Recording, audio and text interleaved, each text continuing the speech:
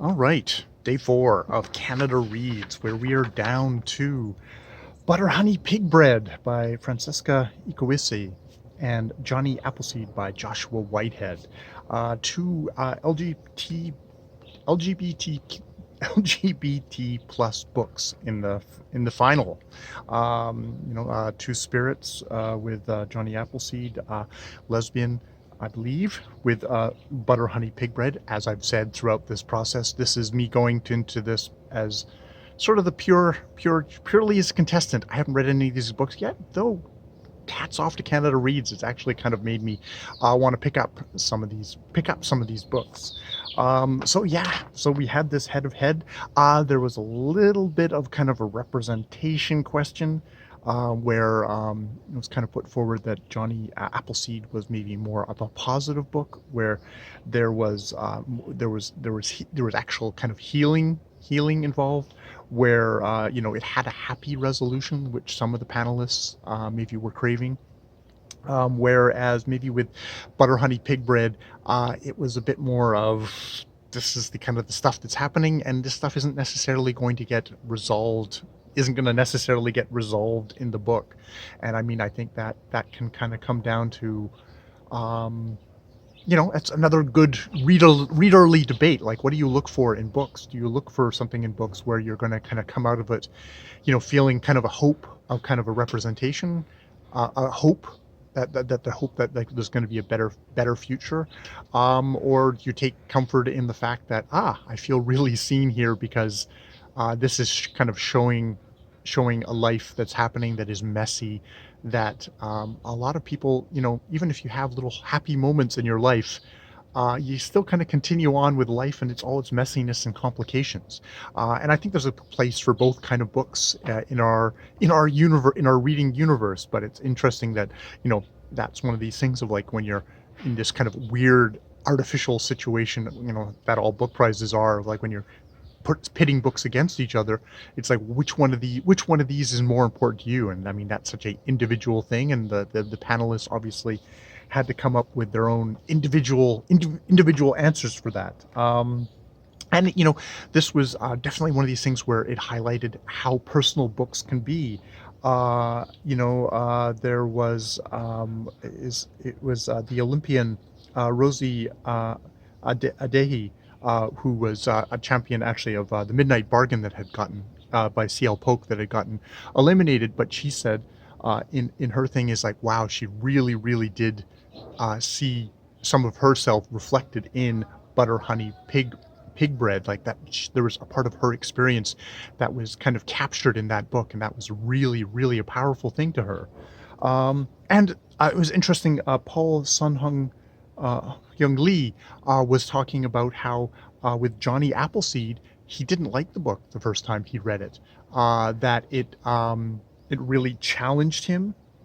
There was things that he reacted bad, poorly in that thing, but that in the end, that book, it sort of challenged him to kind of look at himself, look at his biases, look at his privileges, and for that reason, actually, he'd come around to really enjoying that book. And that's one of those interesting things of, you can read a book and not enjoy yourself through all of it, and then find that book stuck in your head, and continuing to have conversations with it and understanding more about it, and it changing you. And that's such a powerful thing of books. For all the books that, like, I read the first couple of pages and it wasn't resonating for me, or I took against it. That's kind of the argument for sometimes, not all the time, but sometimes it's like, okay, why am I reacting poorly to a book? Is it the book, or is it something in me? And is that something that's worth exploring? Because if it's something that's in yourself that's you need to explore, that's such a powerful thing of books, that books that art do to you. So yeah, coming down to Johnny Appleseed, maybe more of a character study of Johnny Appleseed, the main character themselves, or of Butter Honey Pig Bread, which sounds like a bit more of a group study about kind of kin, a wider scope. You know, so yes, we had the final vote. And indeed, again, it really came down to the wire. of the things. And it was really interesting that in the final vote, the final deciding vote was from Paul's, how they structured it was from Paul's son Hun Lee, who voted against Butter Honey Pig Bread, voting for Johnny Appleseed to win. So that was the winner of Canada Reads. Which is like bragging rights for Johnny Appleseed. But I think I actually really enjoyed this Canada Reads, because there's sometimes that that Canada Reads have been like, what's the most worthy book? I feel like maybe it's me also, probably because I've paid more attention to it this time, because I've got that. It was a fun project that I've fallen into, that they had all these kind of readerly debates, these issues that come up when you're reading, and that here on BookTube we hear about a lot of the time, of when people talk about books, of like why they liked it or why they felt it fell short. It's all the different individual personal things that we value. This is like, it's about values that can really affect how you read a book, where you stand in a culture, what you value in a culture, but what you value in yourself, like what you need from a book. Do you need healing? Do you need kind of more of like the kinship of like, life is messy and it continues on, and yeah. So hats off to Canada Reads. Really, really good year. Really good year. I really enjoyed this 4 days of discussions. And yeah, most definitely. Butter Honey Pig Bread, as I've said, I'm going to be probably reading next. Johnny Appleseed, definitely, they made a really good case for why it's an interesting book. Hench, sounds like it's fun. I'm probably going to have to do a little bit more research into The Midnight Bargain by C.L. Polk, and Two Trees Make a Forest by Jessica L.G.